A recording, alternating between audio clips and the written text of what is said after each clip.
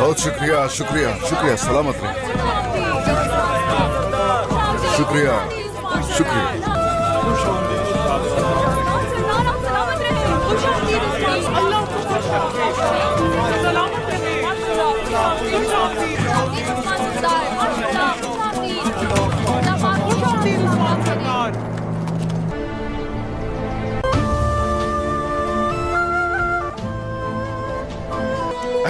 खाई के जवानों,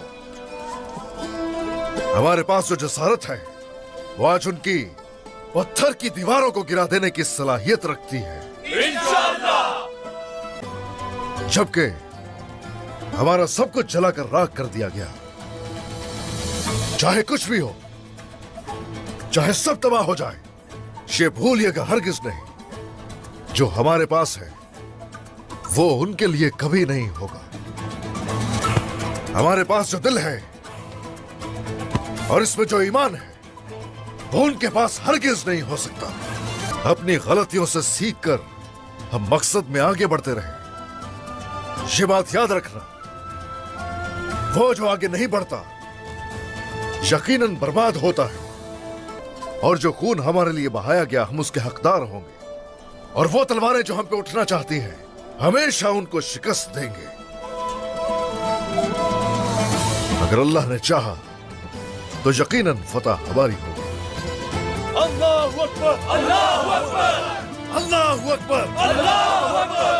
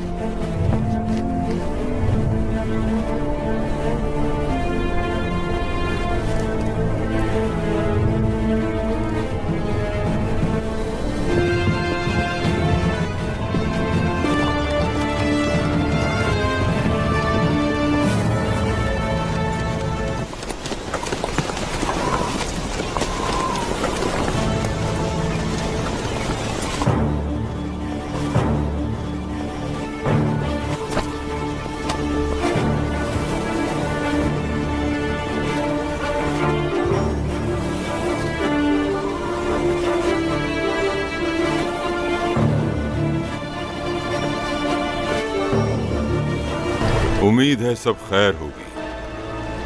तुम्हारे यहाँ आने की वजह क्या है? उस्मान के खिलाफ एक नए हमले का मंसूबा बना रहा हूँ। हाँ कहो, सुन रहा हूँ मैं। और वो इतना खतरनाक होगा कि वो पूरी तरह बर्बाद हो जाएगा। मुझसे पहले जितने लोगों ने जो भी मुहिमात चलाई हैं वो सब गलत थी, मगर ये उस्मान मौत से खौफ खाने वाला बिल्कुल भी नहीं था। वो तलवार और ताकत के जरिए उस्मान की बैत चाहते थे। यहाँ पर मेरे पास क्यों है? हाँ, अगर हम उसे जंग के जरिए जेर नहीं कर सकते, कभी बाजू काट दिए जाएं उसके, तो वो आहिस्ता आहिस्ता खुद खत्म हो जाएगा।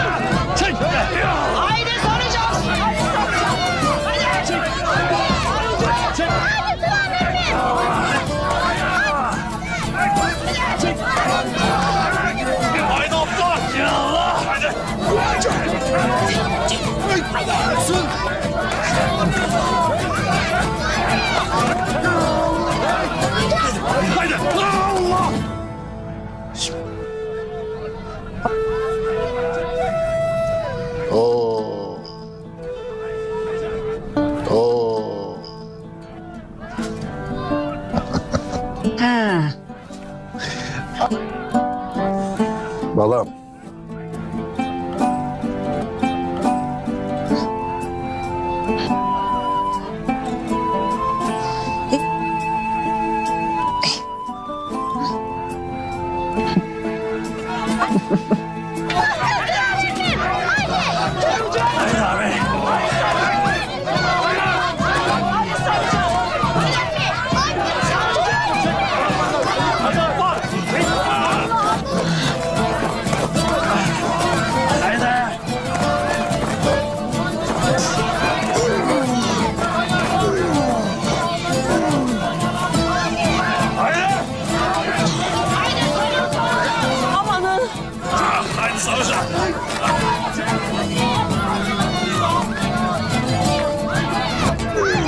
Bey.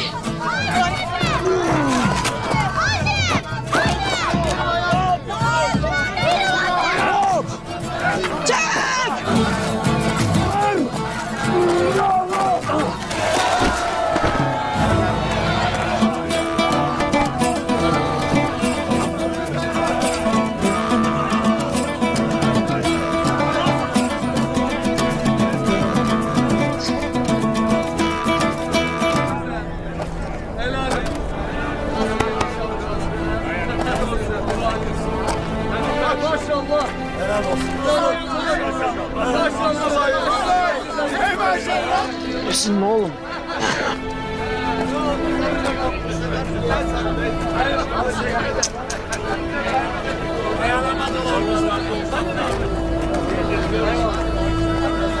Bey.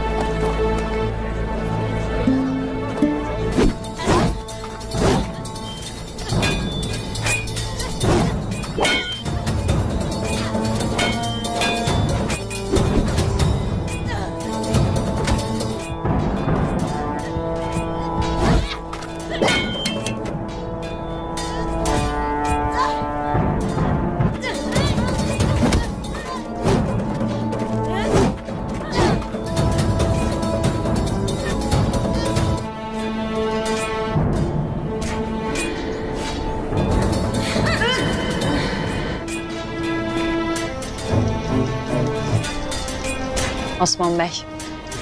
Vallahi Hatun. Eyvallah. Begüm Hatun. Vallahi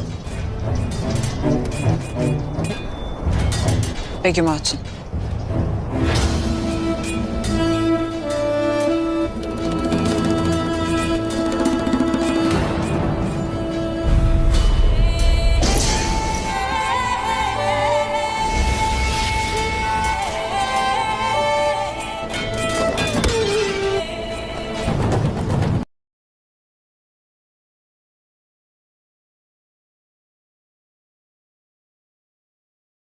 अस्सलाम वालेकुम नाजरीन। आज के इस एपिसोड में हम ऐसी कहानी लेकर आए हैं जिसमें मोहब्बत, कुर्बानी, साजिश और जज्बात की गहराई आपको पूरी तरह से बांधे रखेगी। चलिए शुरुआत करते हैं एक दिलचस्प मंजर से, जहां काई कबीले में रहान और होलोफीरा के दरमियान बातचीत हो रही है। वरो किराम रहान और होलोफीरा का जज्बाती लम्हा। रहान होलोफीरा की ओर देखते हुए कहता है, तुम्हारे चेहरे की वो रौनक जो फूलों को भी शर्मिंदा कर दे, उसे मुरझाने मत दो। मैं जानता हूं तुम्हारा दिल डर और फिक्र से भर गया है। होलोफीरा गहरी सांस लेते हुए जवाब देती है, मैं कोशिश कर रही हूं कि खुद को संभाल सकूं, मगर जो खौफ मैंने महसूस किया वो मेरे बस से बाहर है। फातिमा ने जब मुझे बताया कि तीर तकरीबन, उससे पहले कि होलोफीरा अपनी बात पूरी कर पाती, रहान उसकी बात काटते हुए कहता है, होलोफीरा, ये तीर मेरे तावीज पर लगा। देखो, मुझे कोई चोट नहीं आई। ये कहते हुए रहान उसे अपना तावीज दिखाता है जिसमें छेद हो चुका होता है। होलोफीरा राहत की सांस लेते हुए कहती है, कोई बात नहीं, सबसे अहम यह है कि इसने तुम्हारी जान बचाई। रहान जवाब देता है, मेरी जान अल्लाह ने बचाई है। उसने इस तावीज को और तुम्हें जरिया बनाया। रहान तावीज खोलता है और उसमें लिखा हुआ पढ़ता है, हस्बुनल्लाह व नीमल वकील, नीमल मौला व नीमल नसीर। होलोफीरा सवाल करती है, इसका मतलब क्या है? रान समझाता है, यह कुरान पाक की एक बेहतरीन आयत है। इसका मतलब है हमारे लिए अल्लाह ही काफी है और वह बेहतरीन कारसाज और मददगार है। होलोफीरा यह सुनकर कहती है कि ये कितनी खूबसूरत बात है। दहादहो जंगल में उस्मान साहब और बाला खातून का सफर। दूसरी तरफ हम देखते हैं घोड़ों पर सवार उस्मान साहब और बाला खातून जंगल की ओर जा रहे हैं। बाला मुस्कुराते हुए कहती हैं, इस बार मैं तुम्हें शिकस्त दूंगी उस्मान।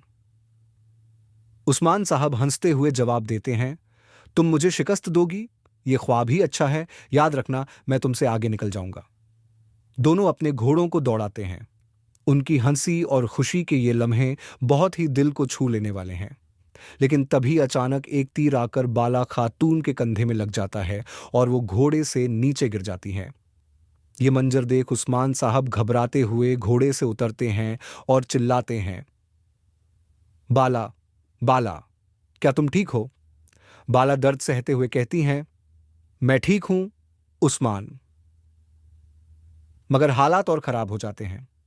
दूसरा तीर बाला खातून को लगता है और उस्मान साहब को अब भी नहीं पता चलता कि तीर कहां से आ रहे हैं। वो बाला के आगे खड़े हो जाते हैं, उसे बचाने की पूरी कोशिश करते हैं, लेकिन तीर उनके सीने को चीरता हुआ बाला की पीठ में लग जाता है। बाला खातून दर्द से कराहते हुए गिर जाती हैं। उस्मान साहब उन्हें थामते हैं और चिल्लाते हैं, बाला उठो, तुम ठीक हो जाओगी। बाला खातून हल्के लहजे में कहती हैं, उस्मान, मैंने तुमसे बहुत मोहब्बत की है, मगर अब वक्त कम है। उस्मान साहब की आंखें नम हो जाती हैं। वो कहते हैं, फिक्र मत करो बाला, हम हमेशा साथ रहेंगे। लेकिन बाला खातून अपनी आखिरी सांस लेती हैं और उनकी जुबान पर सिर्फ कलमा ए शहादत होता है। ररुका उस्मान साहब की इबादत और दुआत बाला खातून की मौत के बाद उस्मान साहब का दिल गहरे दर्द से भर जाता है। वो रात भर जागते हैं और अल्लाह से दुआ करते हैं, ऐ मेरे रब, तू मेरी हमसफर को मुझसे मत छीन। अगर ये तेरा इम्तिहान है तो मुझे इस दर्द को सहने की ताकत दे। मेरी रियासत, मेरा खानदान, मेरी मोहब्बत, सब कुछ तेरी दी हुई नेमतें हैं। मुझे इस दर्द से न आ जमा। आमीन। आब नया क़यामत की सुबह और नए साजिशों का आगाज। अगली सुबह कबीले में नए मंसूबे बन रहे होते हैं। अलाउद्दीन और गोंजा के बीच एक अहम बातचीत होती है। अलाउद्दीन गोंजा की खामोशी को देखकर कहता है, तुम परेशान लग रही हो, अगर कोई बात है तो मुझसे कहो। गोंजा जवाब देती है, कुछ नहीं, जिम्मेदारियां होलोफीरा को दे दी गई हैं और मुझे जैसे नजरअंदाज कर दिया गया है। अलाउद्दीन उसे समझाते हुए कहता है, मेरी मां इंसाफ पसंद है, वो कभी तुम्हारे साथ ज्यादती नहीं होने देंगी। काजा का काब, साजिशों का जाल और उस्मान साहब का शिकार। दूसरी ओर दुश्मन एक नई साजिश रचते हैं। सरदार कारसी और सोफिया उस्मान साहब को जाल में फंसाने का प्लान बनाते हैं, मगर उस्मान साहब पहले ही दुश्मनों की चाल को भांप जाते हैं और अपने सिपाहियों को हिदायत देते हैं, जंगल के हर कोने में जाल बिछा दो, दुश्मन को भागने का कोई मौका नहीं मिलेगा। ये जंग हमारी होगी इंशाअल्लाह। नाजरीन, कहानी जारी है। यह एपिसोड यहीं पर खत्म होता है, लेकिन इससे जुड़े नए मोड़ और चौंकाने वाले मंजर अब भी बाकी हैं। अगर आपको हमारी ये कहानी अच्छी लगी हो तो चैनल को सब्सक्राइब काम करें, नेओ लाइक सुनहान का बटन दबाएं और बेल आइकन पर क्लिक करना ना भूलें, ताकि नई एपिसोड का नोटिफिकेशन सबसे पहले आप तक पहुंचे। दुआओं में याद रखें। अल्लाह हाफिज। अस्सलाम वालेकुम नाजरीन।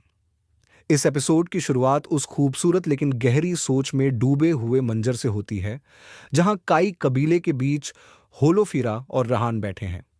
ये दोनों ना सिर्फ एक दूसरे की बातों को समझने की कोशिश कर रहे हैं, बल्कि उनकी आंखों में वो दर्द झलक रहा है जो हालात ने पैदा किया है। रहान की आंखें होलोफीरा के चेहरे पर ठहरी हुई हैं। उसके लहजे में नरमी है, लेकिन दिल में बेचैनी। वो बोलता है, होलोफीरा, तुम्हारे चेहरे पर यह मायूसी क्यों है? तुम्हारा हंसता हुआ चेहरा मुझे सुकून देता है और आज वो गायब है।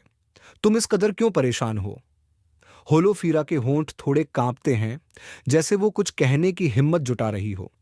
वो धीमे स्वर में जवाब देती है, रान, मैं कोशिश कर रही हूं कि मजबूत बनूं, लेकिन जब फातिमा ने बताया कि तीर तकरीबन।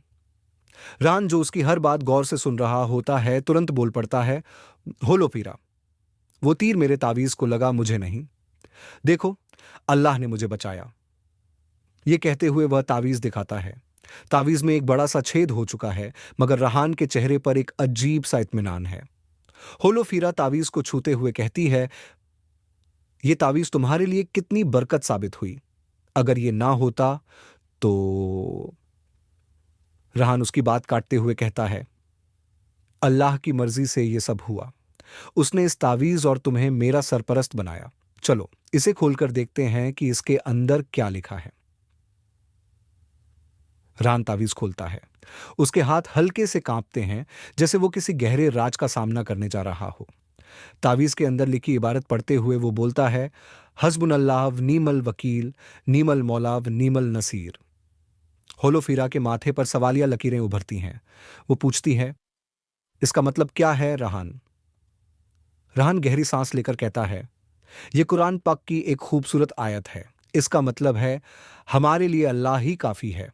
वो बेहतरीन कारसाज है और सबसे बड़ा मददगार। होलोफीरा ये सुनकर गहरी सोच में पड़ जाती है। उसकी आंखों में एक चमक लौटती है, जैसे उसे सुकून मिला हो। वो बोलती है, ये बात कितनी खूबसूरत और दिल को सुकून देने वाली है। अल्लाह हमेशा हमारे साथ है। रान मुस्कुराता है, मगर उसके दिल में अब भी एक अनजाना सा खौफ है। वो जानता है कि आने वाले वक्त में यह खौफ और भी गहरा हो सकता है। दजान, जंगल का खतरनाक मंजर। दूसरी तरफ उस्मान साहब और बाला खातून जंगल में घोड़ों पर सवार होकर सफर कर रहे हैं। दोनों की मुस्कुराहट और मजाकिया बातें माहौल को हल्का फुल्का बनाए रखती हैं। बाला मुस्कुराते हुए कहती है, इस बार मैं तुम्हें जरूर हराऊंगी। उस्मान साहब हंसते हुए जवाब देते हैं, अगर ऐसा हुआ तो मैं इसे अपनी सबसे बड़ी शिकस्त मानूंगा, लेकिन याद रखना, मेरे घोड़े की रफ्तार तुम्हारे घोड़े से तेज है। दोनों अपने घोड़ों को तेज दौड़ाते हैं। हवाएं उनके इर्द गिर्द बह रही होती हैं, मगर तभी एक सन्नाटे को तोड़ता हुआ तीर बाला खातून के कंधे में आ लगता है। वो चीखते हुए घोड़े से नीचे गिरती है। उस्मान साहब के चेहरे का रंग उड़ जाता है। वो घोड़े से कूदकर बाला के पास दौड़ते हैं। उनकी आवाज कांप रही होती है, बाला, क्या तुम ठीक हो? अल्लाह से दुआ करो कि तुम्हें कुछ ना हुआ हो। बाला दर्द में होते हुए भी मुस्कुराने की कोशिश करती है।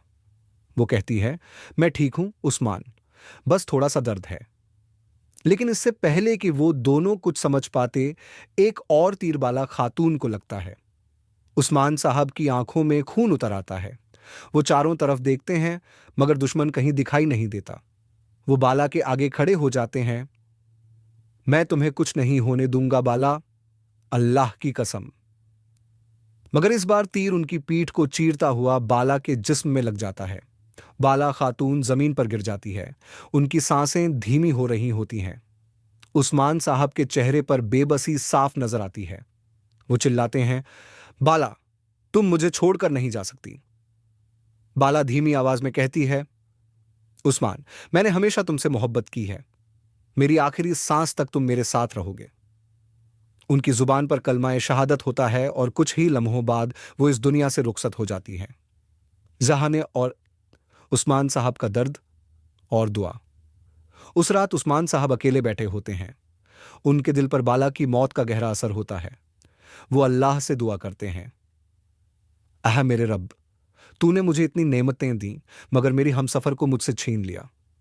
अगर ये तेरा इम्तिहान है तो मुझे हिम्मत दे। मेरी रियासत, मेरा खानदान, मेरी मोहब्बत सब तेरी अमानत है। मुझे इस दर्द से निजात दे। आमीन।